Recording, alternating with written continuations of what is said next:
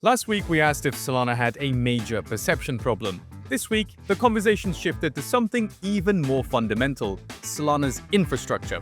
Helius dropped a new RPC feature that lets you opt in to earn SOL for your transactions. Totally called it the future of competition. But surprisingly, a few Solana builders slammed it as Helius selling your order flow. Now, the community is still divided, and many are struggling to figure out if this is the next step in Solana's evolution or just deja vu from Robinhood and Citadel's order flow disaster around 2021's GameStop saga. Now, to make things even worse, all of this is happening while SOL continues to underperform. So before we hear from Solana founders who were very much engaged in the drama, here's everything you need to know. It all began when Helius announced a new opt-in RPC feature. The idea is fairly simple. You send a transaction, let's say it's a swap, and if it creates an arbitrage opportunity after execution, you get half of the rewards back in SOL. Mert framed this as a productive form of MEV, not the malicious type that you've heard about. The user's trade is never affected negatively. And he went on to emphasize one thing clearly: this is completely optional. Totally then boosted it with a retweet saying competition would eventually drive down costs to the point where transfers could be free. On paper, this is progress. But not everyone was celebrating, in fact far from it, because the backlash came swift and it was harsh. One community member chimed in with, "This is just Helius selling order flow. Solana is amazing tech, but the cards are turning it into a bro chain." Brian Long, founder of Triton, took another shot. He wrote, "We don't backrun or otherwise interact with user transactions. If you don't like competing with your RPC provider, talk to Triton." Helius co-founder Liam fired back saying, "This is opt-in. It's just an alternative monetization strategy. Helius does what's best for our customers." And it's precisely this reason why Brian Long then doubled down with, "I'm pushing back against private order flow, whether it's you or anyone else. Embrace open markets." And it seems to many that this back and forth has really set the stage for a much bigger argument about Solana, about lingering perception issues, about centralization, about order flow transparency, and most of all, whether or not Solana's DeFi users will be disadvantaged, or, to quote my next guest, shafted by order flow selling. Now, this is important. Retail investors are rightly wary of the term order flow. So to understand why, here's everyone's least favorite SEC chair, Gary Gensler. What really happens when we offer to buy or sell a stock?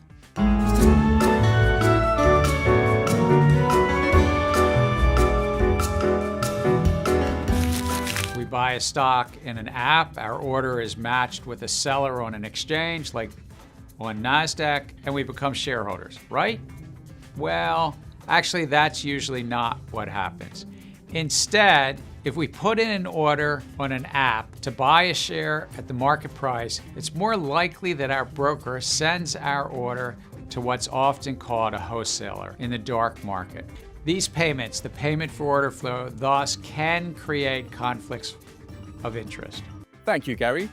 Now we're about to hear from Cloaked, who's the founder of RugCheck, FluxBeam, and Flux RPC. But first, he's a very quick and practical example of why this is bad for people like you and I, using, of course, everyone's least favorite brokerage, Robinhood, as an example. Need to understand. So a major way that Robinhood makes money is by selling order flow to other traders or hedge funds. And what this means, it means that the other traders can take the other side of the trade, and this is called front running. Think about it this way: you go to a car dealership, you want a specific model of car, and you have a chat to the guy, but unfortunately, they don't have that exact model in car you're looking for. So you say, "Look, thank you very much for your time, but I'm going to go over to the other dealership." In the meantime, that first dealer that you just saw calls up the other dealer and says, "Hey, you've got a customer coming over to you and he wants this specific model of car." Dealer number 2 over across town then walks outside and bumps up the sticker price on that model by 10%. Now, when you arrive, you're none the wiser that the price has just gone up by 10%, and you've driven across town, you really like this car, so you end up buying it. And thus, the second dealership makes more money and sends a little bit of a kickback to dealer number 1. Now, this, in a way, is what Robinhood is doing with your trades. They're telling someone else about all of the trades that are about to come through so that someone else can get to the market faster. And by the time you get there, the price is a little bit more expensive. Now, to really drill in why this debate enrages people, here's Charlie Munger's slightly more blunt take on Robinhood, on order flow, and what this all means for us. Robinhood trades are not free. When you pay for order flow, you're probably charging your customers more and pretending to be free. It's a very dishonorable, low-grade way to talk. And nobody should believe that Robinhood's trades are free. Now, armed with all that knowledge, we're about to hear from Fluxbeam's founder, who weighed in on the discussion with Helius is selling your order flow now. This is why we need more competition at the RPC layer. To which Mert responded with, "This is dishonest. We don't sell anything. If an app wants to capture the MEV their own transactions create, we'll help them. If not, nothing changes. And backrunning isn't toxic, it happens after a trade execute and helps update prices. Why shouldn't users and apps get their share?" Things got even more heated when responded with, "Hardly. You're relying on uninformed people believing backrunning is harmless. Once pre-execution order flow is sent out of band, you can't control what happens. You are sending transactions pre-execution to a third party with zero transparency on what the third party does, other than quote-unquote, trust me bro."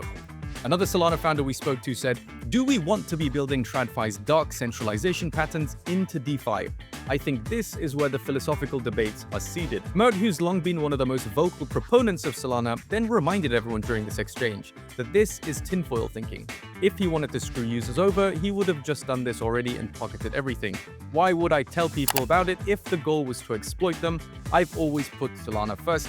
So let's unpack those TradFi parallels. Now that the discussion has escalated so much so that community members compared this rhetoric to Citadel's Ken Griffin during that 2021 GameStop saga. Here's Ken being grilled for quote-unquote shafting retail traders. Size of the order is only one factor. You are doing a great job of wasting my time. If you're going to filibuster, you should run for the Senate. So we asked CloakDev to come on and explain why the RPC update could be a problem for users in the Solana ecosystem. Once you go down the order flow route, it's very easy to then expand that from, okay, we're just back running user transactions to, okay, now we're providing private order flow, third party data, layer 2 signals. All of this stuff kind of comes from order flow.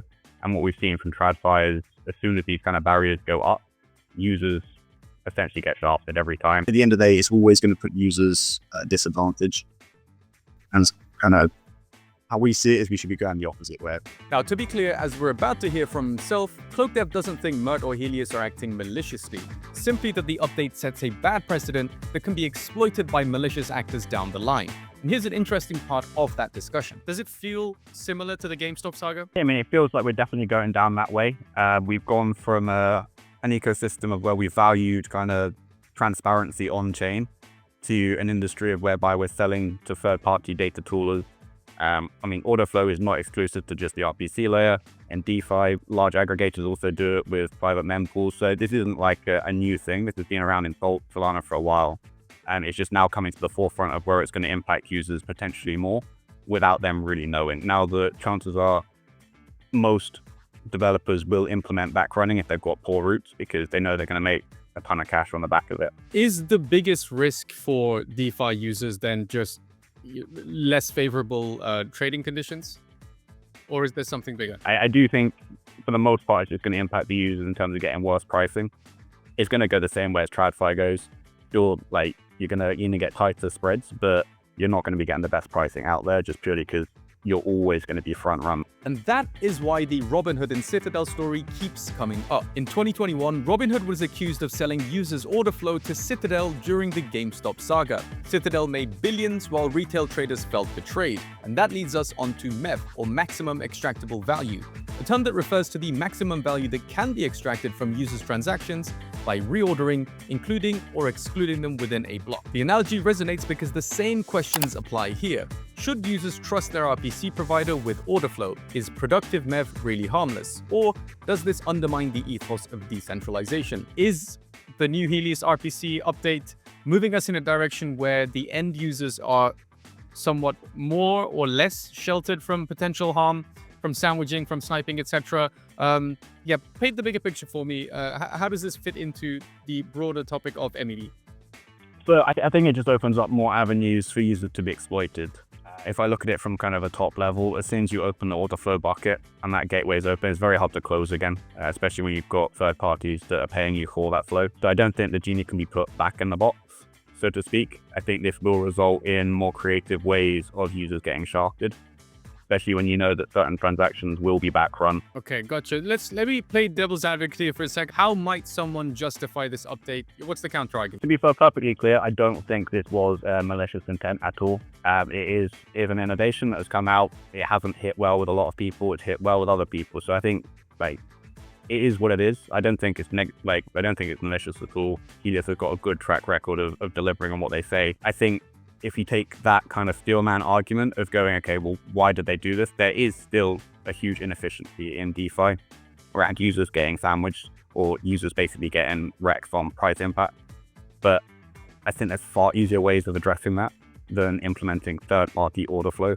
Like, easiest ways is you just stop the ability for it to be sandwiched by GSTO. That gets rid of 70-80% of the ability to MEV it. And there is another major angle here: nepotism and centralization. Jacob.Sol tied it back to an old criticism when he said, "It feels like there's 15 people in the SIMD GitHub making radical changes to Solana." That reopened some old wounds and reminded us of some of the reputational stains, that Solana is centralized, that insiders get special treatment, and that this is still a VC chain at heart. But naturally, not everyone agrees with that take. In fact, we covered Solana's perception problem in our last video, so be sure to check that one out if you want the full breakdown. At the end of the day, Solana has fought through plenty of FUD: the FTX collapse, network downtime, meme coin casino labels, but the RPC drama shows the real challenge moving forward. Can Solana keep innovating and growing towards Tony's vision of an on-chain NASDAQ without repeating the same mistakes of TradFi? For now, this looks like healthy discourse around a contentious topic, whether you call it productive MEV, selling order flow, or user rebates. The question isn't just about competition at the RPC layer. It's about what kind of an ecosystem Solana wants to be, and having this discussion out in the open is to many a healthy sign. And that brings us to a final thought experiment from Brian Long. He says, what are the legal implications if an RPC provider shares pending transaction data with third parties to backrun for profit? So what do you think? Is Solana innovating by giving users a cut of the MEV their own transactions create? Or is this a slippery slope towards Robinhood and Citadel all over again, selling order flow to the detriment of the end user? Drop your thoughts in the comments below, and I'll see you next time for more of the very latest.